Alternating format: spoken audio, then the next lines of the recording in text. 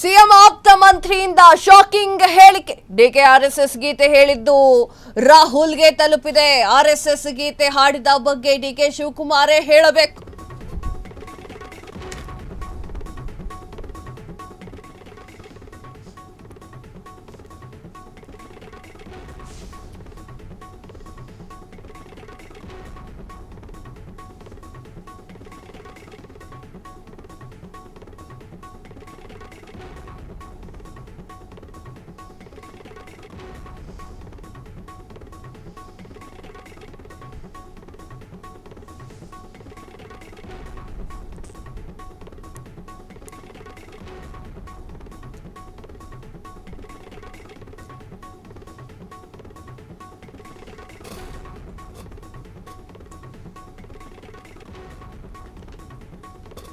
CM ಆಪ್ತ ಮಂತ್ರಿಯಿಂದ shocking ಹೇಳಿಕೆ. DK RSS ಗೀತೆ ಹೇಳಿದ್ದು ರಾಹುಲ್ ಗಾಂಧಿಗೆ ತಲುಪಿದೆ. ಆರ್ಎಸ್ಎಸ್ ಗೀತೆ ಹಾಡಿದ ಬಗ್ಗೆ ಡಿಕೆ ಶಿವಕುಮಾರೇ ಹೇಳಬೇಕು. ಈ ಬಗ್ಗೆ ಸಿಎಂ ಹೈಕಮಾಂಡ್ ಚರ್ಚೆ ಆಗಬೇಕು. ರಾಜ್ಯದಲ್ಲಿ ನಡೆಯೋದೆಲ್ಲ ಹೈಕಮಾಂಡ್ ಗಮನಕ್ಕೆ ಬರಲ್ಲ. ಹಲವು ವಿಷಯಗಳು ಮಾತ್ರ ರಾಹುಲ್ ಗಾಂಧಿಗೆ ತಲುಪುತ್ತೆ, ಮತ್ತೆ ಹಲವು ವಿಷಯಗಳು ತಲುಪೋದೇ ಇಲ್ಲ. ಎಲ್ಲಾ ವಿಷಯ ಮುಚ್ಚಿಸುವಂತಹ ಕೆಲಸ ಆಗಬೇಕಿದೆ.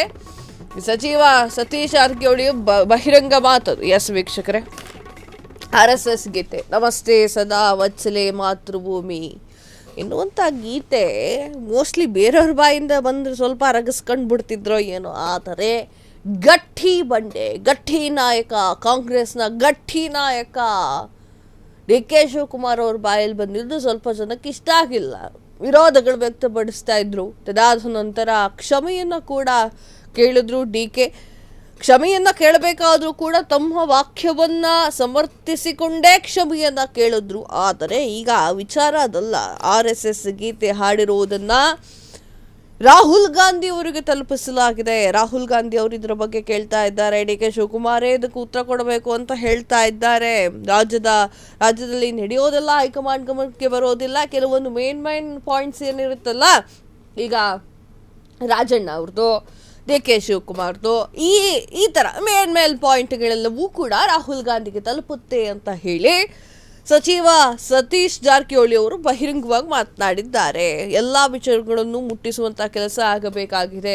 ನಿಮ್ಮ ಹೈಕಮಾಂಡ್ ಅದು ಒಂದು ನಾಯಕರಿದ್ದಾರೆ ಅಂತಂದರೆ ಎಲ್ಲ ವಿಚಾರಗಳನ್ನು ನಾಯಕರಿಗೆ ಮುಟ್ಟಿಸುವಂಥ ಕೆಲಸವನ್ನು ಮಾಡಬೇಕಾಗಿದೆ. ಅದು ಕಾರ್ಯಕರ್ತರು, ನಾಯಕರು, ಸಚಿವರು ಎಲ್ಲರೂ ಕೂಡ ಮೇನ್ ನಾಯಕರಿಗೆ ಮುಟ್ಟಿಸುವಂತಹ ಕೆಲಸವನ್ನು ಮಾಡಬೇಕು. ಮಧ್ಯದಲ್ಲೇ ಅದು ಮೊಟಕುಗೊಳಿಸಿದ್ರೆ ಎಸ್ ರೈಟ್ ಅಲ್ವಾ?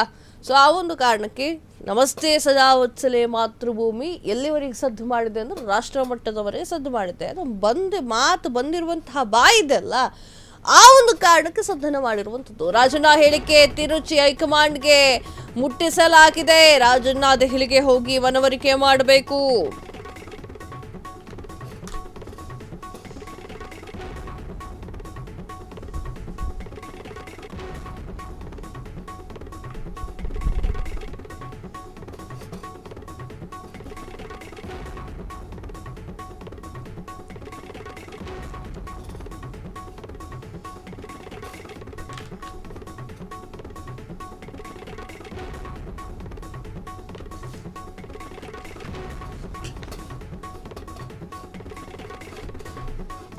ರಾಜಣ್ಣ ಹೇಳಿಕೆ ತಿರುಚಿ ಹೈಕಮಾಂಡ್ಗೆ ಮುಟ್ಟಿಸಲಾಗಿದೆ. ರಾಜಣ್ಣ ದೆಹಲಿಗೆ ಹೋಗಿ ಮನವರಿಕೆ ಮಾಡಿಕೊಡಬೇಕು. ಡಿಕೆ ಬಗ್ಗೆ ಹೈಕಮಾಂಡ್ ಮೃದು ಧೋರಣೆ ತಾಳಿದೆ. ನಮಗೊಂದು ನ್ಯಾಯ, ಅವರಿಗೊಂದು ನ್ಯಾಯನಾ ಹಿಂಗಂತ ಮಾಜಿ ಸಚಿವ ರಾಜಣ್ಣ ಪ್ರಶ್ನಿಸಿದ್ದಾರೆ. ಇದೆಲ್ಲವನ್ನ ಸೂಕ್ಷ್ಮವಾಗಿ ಹೈಕಮಾಂಡ್ ಗಮನಿಸಬೇಕು. ಸಚಿವ ಸತೀಶ್ ಜಾರಕಿಹೊಳಿ ಅವರ ಸ್ಫೋಟಕ ಮಾತು. ಇದು ಪಾಯಿಂಟ್. ಇದು ಏನಪ್ಪ ಇದು ಪಾಯಿಂಟು ಅಂತಂದ್ರೆ, ರಾಜಣ್ಣ ಅವರು ಸಿಟ್ಟಿಗೆದ್ದಿದ್ದಾರೆ. ರಾಜಣ್ಣಗೂ ಡಿ ಕೆ ಶಿವಕುಮಾರ್ಗೂ ಆಗೋದಿಲ್ಲ, ಮುಸುಕಿನ ಗುದ್ದಾಟವನ್ನು ನಡೆಸ್ತಾ ಇದ್ದಾರೆ. ರಾಜಣ್ಣ ತಲೆಯೇ ಬೇರೆ, ಡಿ ಕೆ ಶಿವಕುಮಾರ್ ಅವ್ರ ತಲೆಯೇ ಬೇರೆ.